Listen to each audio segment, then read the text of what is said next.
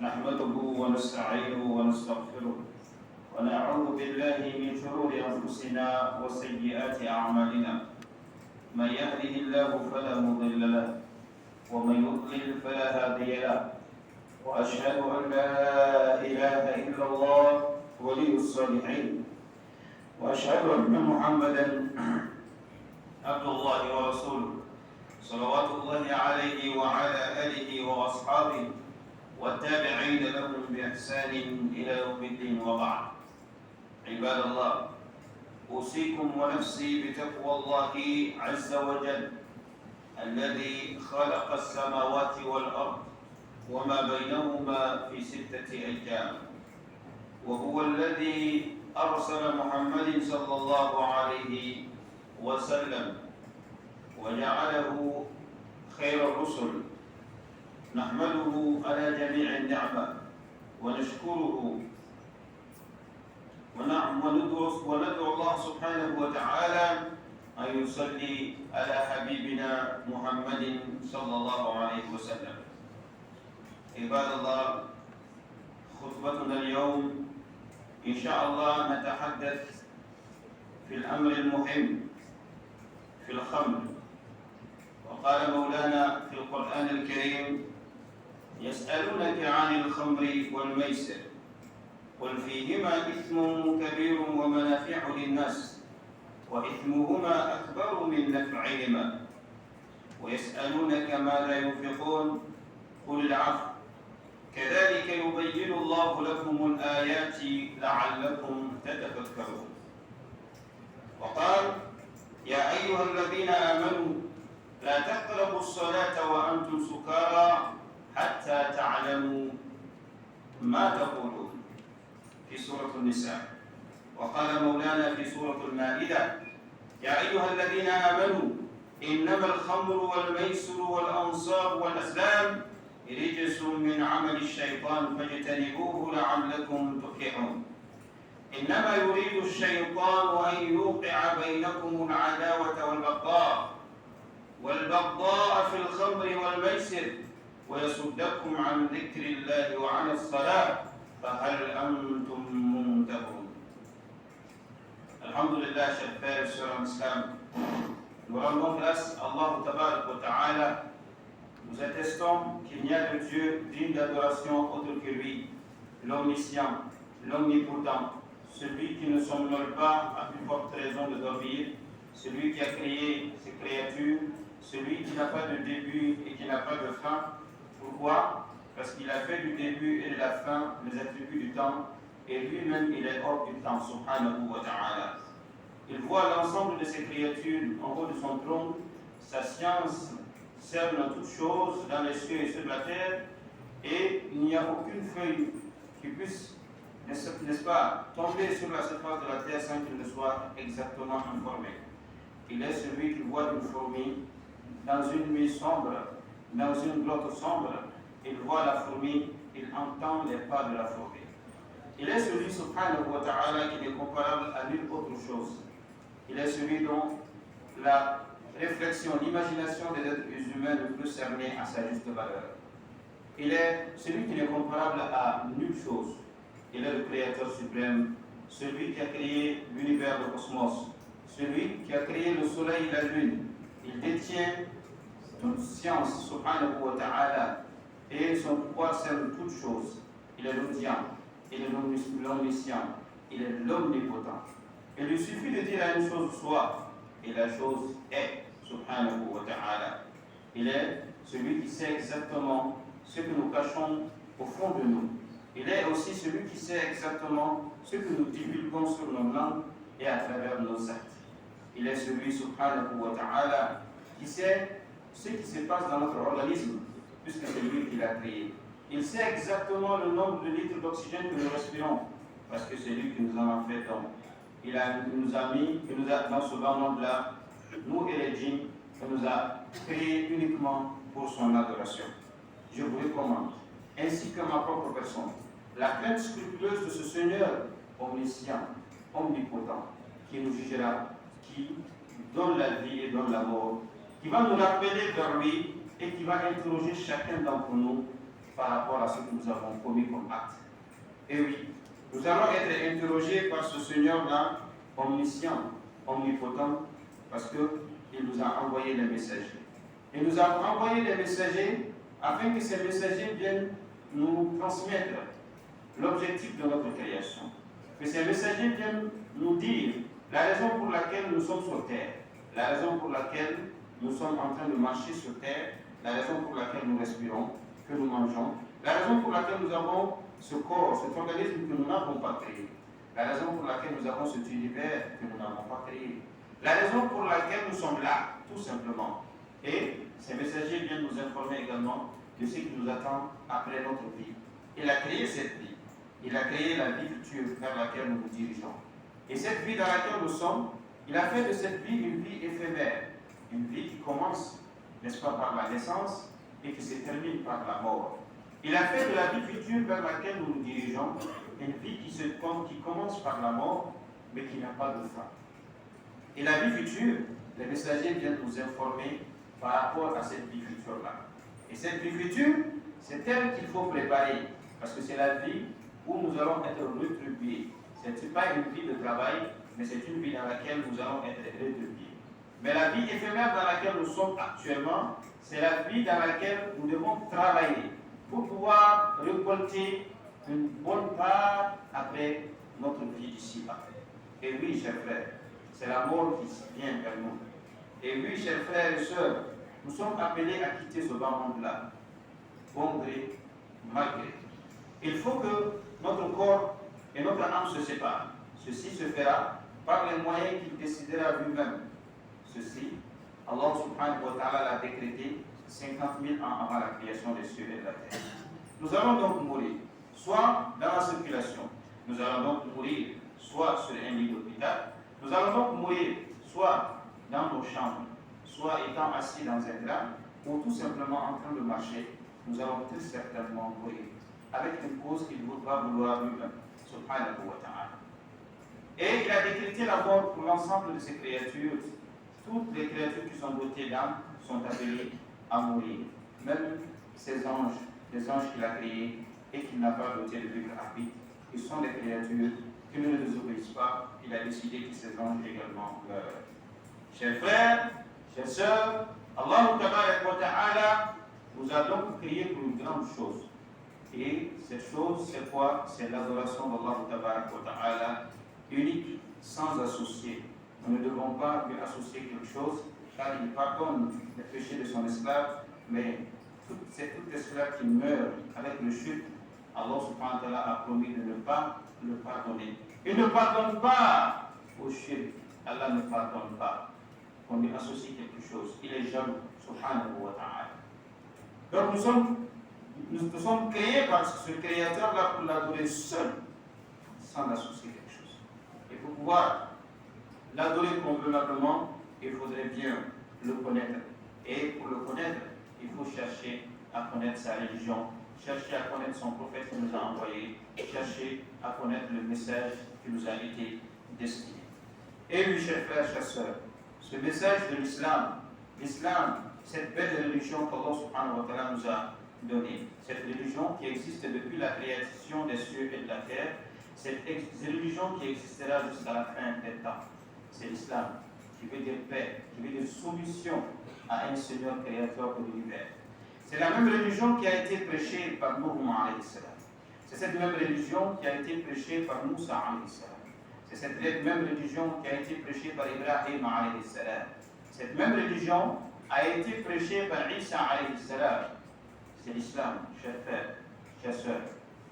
Ne rien associer au Seigneur créateur de l'univers. Il a fait en sorte que les lois diffèrent selon ses messagers, selon les périodes auxquelles il a envoyé les messagers. Les messages ainsi que les lois ont divergé. Le prophète dit alayhi salam, nous les prophètes et les messagers, nous sommes comme des enfants qui sont d'une même mère, n'est-ce pas, d'un même père, mais de mères différentes. Pourquoi? Parce que chaque messager a une loi qu'Allah lui a donnée pour gérer la cité. Allah a donné à chaque messager des lois pour gérer la cité. Ce qui fait la différence entre les messagers. Donc, le messager qui nous a été envoyé, le prophète Mohammed sallallahu alayhi wa sallam, il nous est venu avec une loi qu'on appelle Al-Shari'a, la loi islamique. Et cette loi islamique, chers frères, chers sœurs, est basée sur 5 grands fondements qu'on appelle les Qawa'id al-Shari'a, les fondements de la charia islamique ou encore les objectifs généraux de la charia islamique. Certains disent Maqasid al-Shari'a. Et ces 5 objectifs visent à protéger d'abord l'âme de l'être humain. Protection de l'âme de l'être humain. Donc l'âme de l'être humain est sacrée. Deuxième objectif, ça protège la fortune de l'être humain. Chaque être humain doit réfléchir par rapport à ce que tu gagnes comme fortune, comment tu l'as gagné et dans quoi tu l'as investi. Troisième grand objectif de notre belle religion qu'est l'islam, c'est la progéniture, la protection de la famille, le fondement de la société. Car l'islam nous recommande le mariage et l'islam nous interdit autre chose qui est différente du mariage pour protéger justement cette société qui a pour fondement la famille. Ensuite, quatrième objectif, l'islam est venu pour protéger l'intellect, c'est-à-dire l'esprit de l'être humain. Et si plaît à Dieu, nous allons nous pencher surtout sur ce quatrième-là. Et cinquième, l'islam est venu pour protéger la dignité de l'être humain, l'honneur de l'être humain. Voici les 5 objectifs généraux de la charia islamique que le prophète alayhi salam nous a enseignés et qui montrent à suffisance que notre religion est la plus belle des religions sur terre. Vous ne trouverez aucune loi sur terre, vous ne trouverez aucune religion sur terre qui puisse donner une solution à l'humanité autre que l'islam. Ça n'existe tout simplement pas. Et il n'y a aucune religion qui a pu résister à toutes les tentatives de Satan pour la discréditer autre que l'islam. L'islam a pu résister à travers le temps, malgré ses ennemis, malgré ceux qui ont voulu le ternir.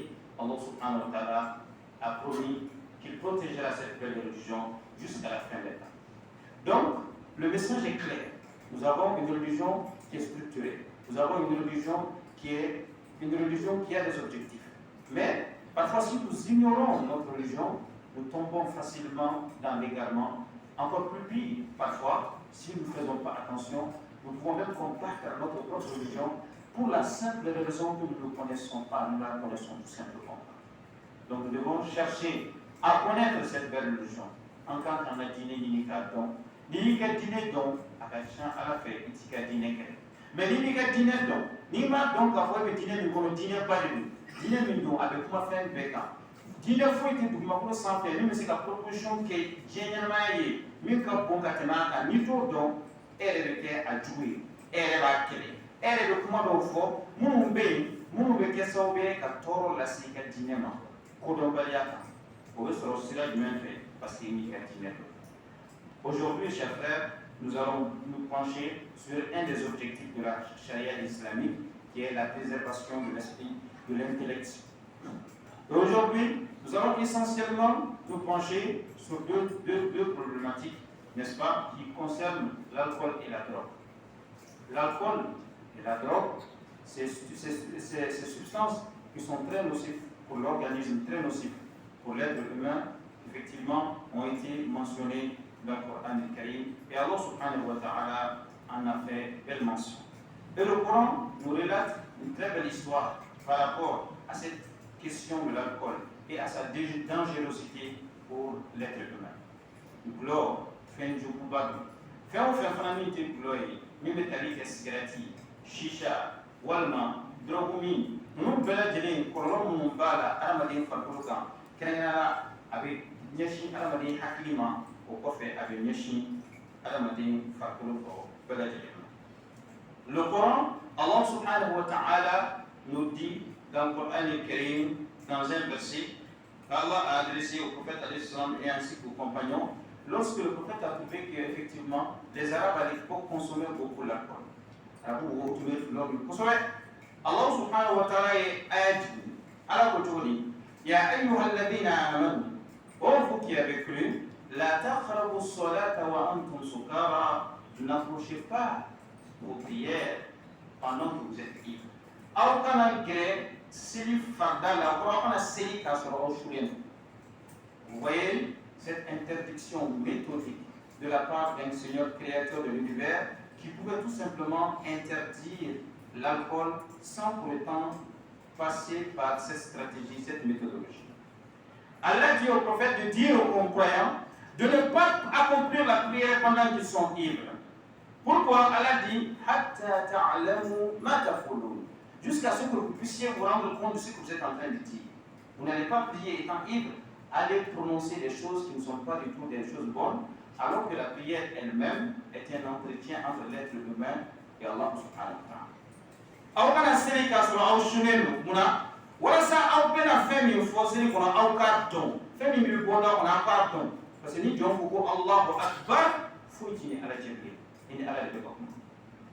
Tuma min na o kɛra les compagnons certains qui vivaient ont commencé à réfléchir tiɲɛ yɛrɛ la o ma nɔgɔ dɛ compliqué hein fitiri safo seli fana fajiri donc il faut que c'est-à-dire seli kɔni waati mana sɔrɔ ni sulen tɛ donc i b'a kɛ cogo di sisan les gens qui étaient plus attachés olu bɛ mun kɛ olu b'a ye k'a fɔ bon est-ce que safo ka taa fajiri la a bɛna fɔ furancɛ ka jan dɔɔni donc ni safo kɔni tɛmɛna u bɛ dɔ min kɔ voilà mais u bɛ tɔ ninnu bila parce que n'u y'a min a bɛ se ka répercuter o kan dɔw fana b'a pɛlɛn fajiri kɔfɛ u bɛ dɔ min kɔ. Mais ouais, il va nous au Québec, on a ces gâteaux à barre au fanac quoi. Donc, chaman tara ça pour qu'on fasse une fajiri kasi. Finalement, nous raison garder sur nous les manières dont sur ou bien bla aussi fait. Ou bien bla. On a ça. Allah ta'ala nana les manières dont les manières sabatira. Allah nana aya wala tigu. Allah subhanahu wa ta'ala nana aya wala tigu. Aya min de ko impali. Ala ko tuli. Ya ayyuhalladhina amanu إنما الخمر والميسر والأنصاب والأزلام رجس من عمل الشيطان فاجتنبوه لعلكم تفلحون. Allah dit dans le verset maintenant l'interdiction est venue. Oh vous qui avez cru, إنما الخمر والميسر والأنصاب والأزلام رجس من عمل الشيطان فاجتنبوه. Allah dit vous qui avez cru, sachez que l'alcool que vous êtes en train de prendre, en fait, le mot qui a été employé dans le Coran, c'est al-khamr. Al-khamr ne veut pas forcément dire tout simplement l'alcool.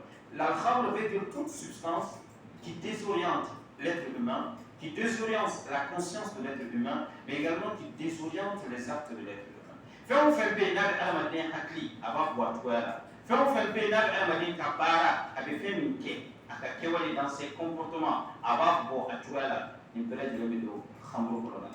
Allah subhanahu wa ta'ala ko, ako mamumbe, ni awe, ni peut être dans un mouli maniara, quand on a fait nous arabe la pli, arabe la interdiction maintenant, Allah interdit.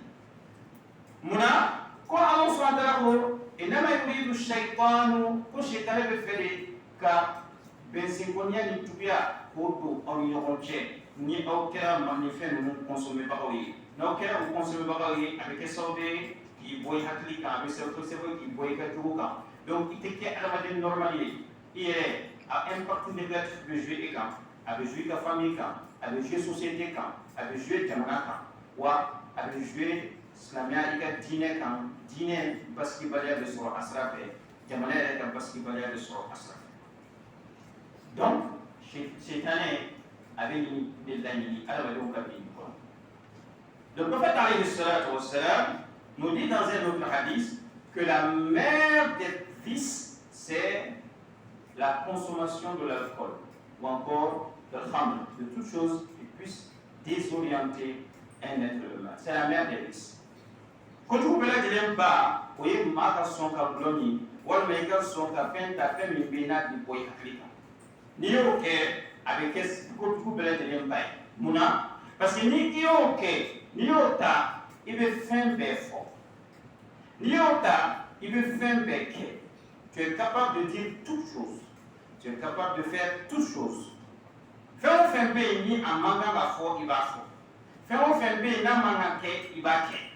K'a sɔrɔ n'i hakili b'i la i b'i miiri siɲɛ fila yanni i k'a kɛ i m'a ye ma caman bɛ yen u bɛ mɔgɔ faga yɔrɔnin kelen fagali ma k'u bolo baasi bilen k'a sɔrɔ n'o y'a sɔrɔ a n'a hakili yɛrɛ bɛ ɲɔgɔn fɛ a bɛ mɔgɔ kelen faga a bɛ taa dafa mɔgɔ fila la yɔrɔ o yɔrɔ a bɛ gɛlɛya dɛ parce que a conscience tɛna supporter mais pour que conscience in ka taa a bɛ fɛn dɔ de ta k'a bɔ hakili kan a bɛ nɔgɔya a ma walima a bɛ gulɔ min k'a bɔ hakili kan i b'a sɔrɔ a bɛ banakɔtɔgɔw kɛ a ka sen fɛ a bɛ tango tango a bɛ fɛn fɔ fɛn minnu man ka fɔ a bɛ ko kɛ ko minnu man ka kɛ donc effectivement nous en déduisons alors que la consommation de ces substances-là sont assez nocives pour l'organisme.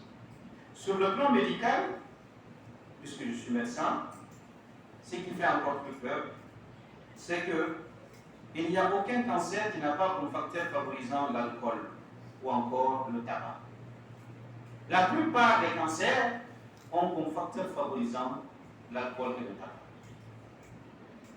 Et par rapport au tabac, spécifiquement la cigarette, ainsi que le chicha que les gens consomment de façon très fréquente, ainsi que les autres drogues, ces substances-là sont à l'origine de beaucoup de cancers, notamment les cancers des poumons, les cancers des lèvres, mais également, encore plus grave, ce que certains ne savent pas, même le cancer de la vessie. Ces substances sont incriminées pour les cancers qui touchent ces différentes parties de l'organisme. Alors nous comprenons que c'est même dangereux pour la santé. Même si ce n'est pas ton adoration, c'est dangereux pour la santé. Alors, je vais vous dire que je vais vous dire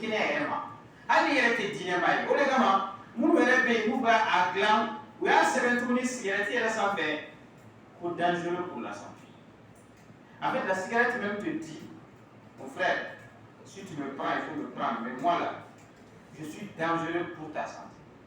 Et pour qu'elle soit autorisée à la commercialisation, il a été demandé, exigé à ce que chaque personne qui vend la cigarette écrive sur l'étiquette de la cigarette dangereux pour la santé, quelle que soit la marque. Ni l'État, ni le maniement. Mais avec tout ça, l'être humain se dirige vers ça. Alors qu'elle voit ses cris, elle-même te dit que si tu me prends, je vais te créer des problèmes. Mais l'être humain prend. Et l'être humain prend et rationalise, l'adapte. Et tu as dit, cigarette, et votre data, jamais d'autres, tu veux la data, comment le faire. Bon, il fallait intellectuel, le plus intellectuel te dira, mais donc, il faut bien mourir de quelque chose là, il faut bien mourir de quelque chose. Alors, c'est ce qu'il te dit. Et son argument, il faut bien mourir de quelque chose. Et lui a décidé de mourir avec la cigarette. Il pense que c'est mieux que de mourir avec autre chose. Ça ne gêne pas. Hein?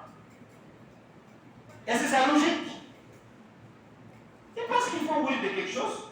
Et si la cigarette, lui doit mourir par la cigarette, et comme ça il dit, ah, c'est peut-être que Dieu l'a voulu comme ça, Dieu ne l'a pas voulu, c'est toi qui l'as voulu. Tu vois bien? Et ça, c'est la rationalisation, la volonté d'adapter son péché, de se soulager la conscience à travers des arguments qui ne tiennent pas. Chers frères, chers sœurs, qu'Allah nous protège contre la consommation de ces stupéfiants. Je vous raconte l'histoire d'un footballeur, George Best, qui est un ancien footballeur de Manchester United dans les années 1969. Un très très grand consommateur d'alcool. Il consommait de l'alcool. Georges dit quoi? Il dit que lui, il a consommé vraiment l'alcool. Et il a claqué la plupart de son argent, j'ai claqué la plupart de mon argent dans les filles. D'abord dans l'alcool, les filles, les voitures de sport et le reste, je l'ai gaspillé. Fin de citation. Il dit, je répète, j'ai claqué l'argent, j'ai claqué ma fortune dans l'alcool, les filles, les voitures de sport et le reste, je l'ai gaspillé. Fin de citation. Dans une autre de ces citations, il dit, j'ai acheté une maison au bord de la plage. Une très belle maison. Mais pour quitter ma maison, atteindre au niveau de la plage, il fallait passer devant un bar. Il y avait un bar. Il dit, je n'ai jamais vu la plage. Parce qu'à chaque fois, lorsqu'il se lève pour aller à la plage et qu'il voit le bar, il va se saouler d'abord. Et il ne peut pas arriver à la plage. Et qu'est-ce qui s'est passé pour ce footballeur qui n'a pas pu s'abstenir? Finalement, on lui a demandé qu'il faut faire une greffe du foie. Il fallait faire une intervention pour faire une greffe du foie. Son foie était pourri à cause de la consommation de l'alcool. Mais malgré, après l'intervention de la greffe de foie, il n'a pas pu s'abstenir, il a continué à boire et il est décédé suite à cette consommation. Donc, chers frères, chers sœurs, c'est stupéfiant. Ne cherchons pas des arguments pour les rationaliser. Ce sont des choses très dangereuses pour nous. أقول قولي هذا وأستغفر الله العظيم الجليل لي ولكم ولسائر المسلمين من كل ذنب فاستغفروه إنه هو الغفور الرحيم.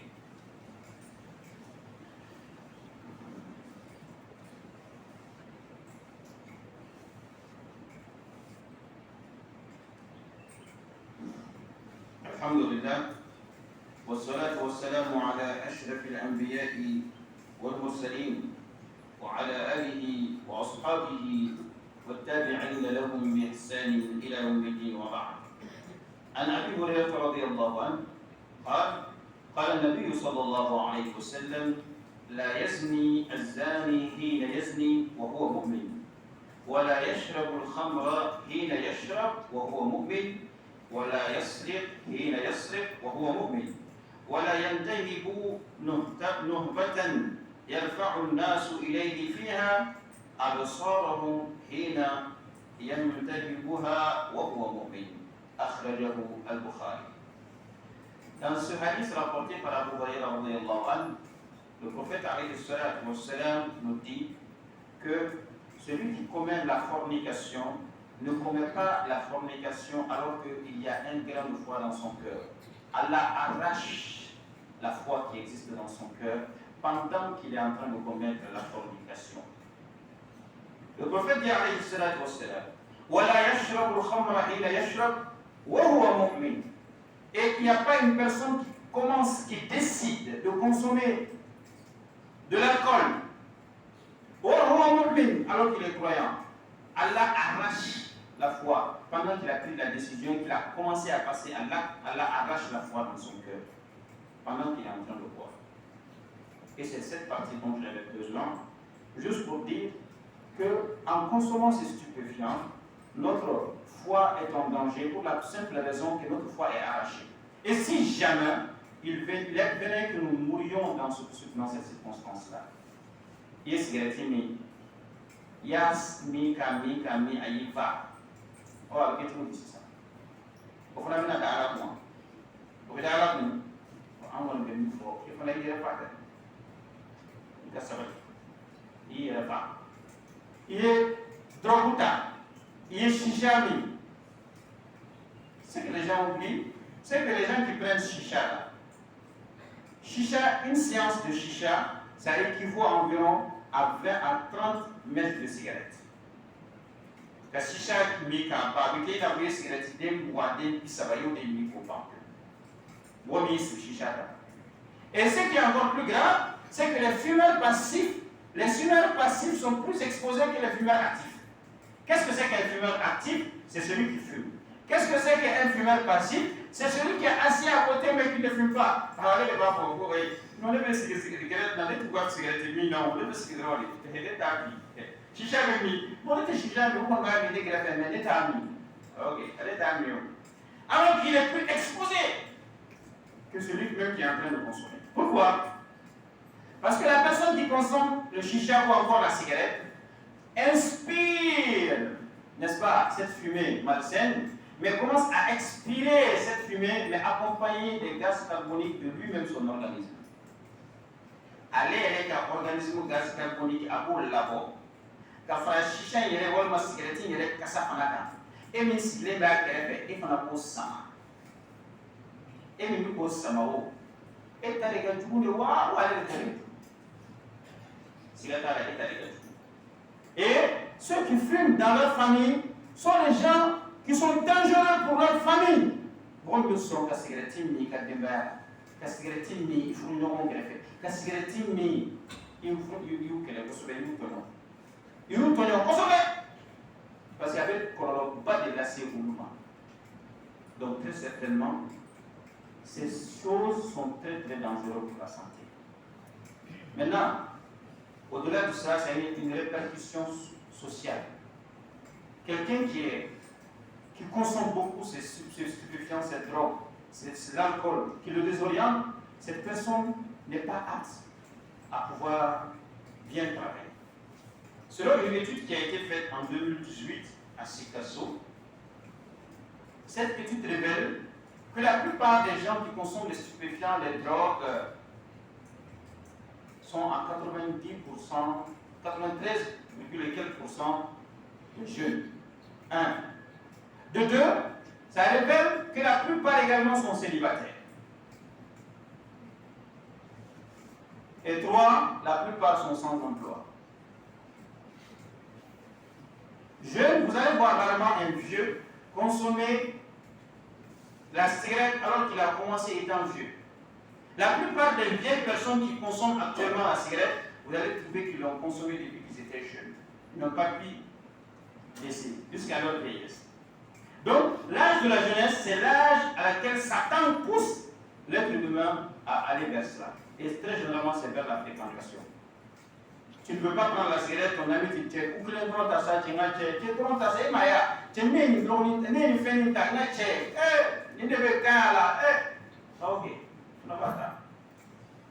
Et certains prennent pour le sexe. C'est stupéfiant, c'est drôle, certains prennent ça pour le sexe. Les femmes, les jeunes filles, les jeunes garçons, ils prennent ça. Ils se disent que nous tablons à Bana, nous connaissons, à Loutan, au Bétan. Et la plupart des problèmes de sexe, la plupart des dysfonctionnements érectiles actuellement, la plupart, c'est vers la jeunesse. Et ce n'est pas compréhensible, ce n'est pas possible. Un jeune bien important qui te vient en consultation pour un dysfonctionnement érectile, qui est en incapacité. Pourquoi? Parce qu'il a bousillé son organisme, il a détruit son organisme. Et ce jeune-là, est-ce qu'il peut être demain un responsable pour son père? Est-ce que son père peut compter sur lui? Est-ce que sa mère peut compter sur lui? Est-ce que ce jeune-là ne sera pas un vice pour la société? Oui. Ce jeune est dangereux dans le quartier. Parce que c'est lui qui va contribuer, n'est-ce pas, à gâter toutes ces fréquentations dans le quartier. Et une société dans laquelle les jeunes sont uniquement dans ce sens-là, est-ce que cette société pourra être une société qui pourra se développer? Est-ce que nous allons pouvoir avoir des bravadis, des jeunes intellectuels qui savent, qui se soucient pour leur pays, pour leur famille, qui se battent et qui essaient de produire, qui essaient de faire sortir leur génie pour montrer au monde entier ce qu'ils savent faire? Malheureusement, ils ne peuvent pas. Et avant 2012, le Mali était considéré comme étant un pays de transit de stupéfiants. Mais depuis après 2012, le Mali est classé parmi les pays qui consomment ces stupéfiants. Ça veut dire que nous devons nous interpeller. Ça nous interpelle, nous, en tant que chefs de famille. Ça nous interpelle, nous, en tant que jeunes. Ça nous interpelle, surtout les autorités. Ça interpelle chacun à son niveau. Nous devons jouer. Ceci, ce n'est pas seulement une question religieuse, mais c'est une question de sûreté et de développement du pays.